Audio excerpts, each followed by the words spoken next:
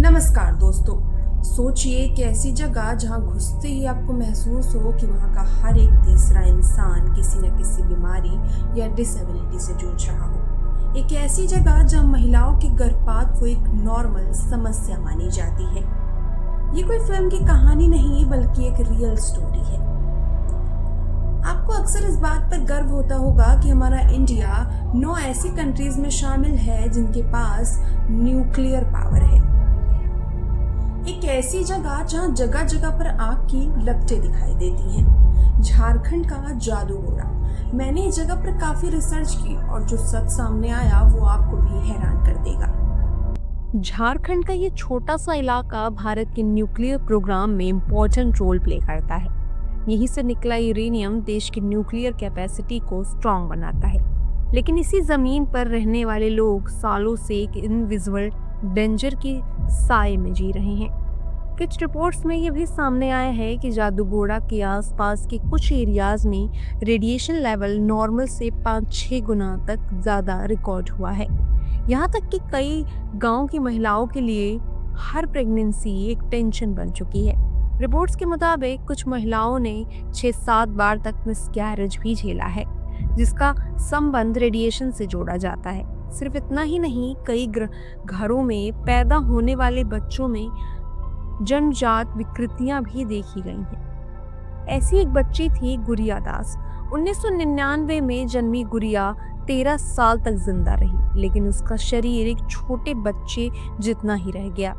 वो ना ठीक से चल पाती थी, ना बोल पाती थी। उसकी कहानी जादूगोड़ा की कई कहानियों में से एक है।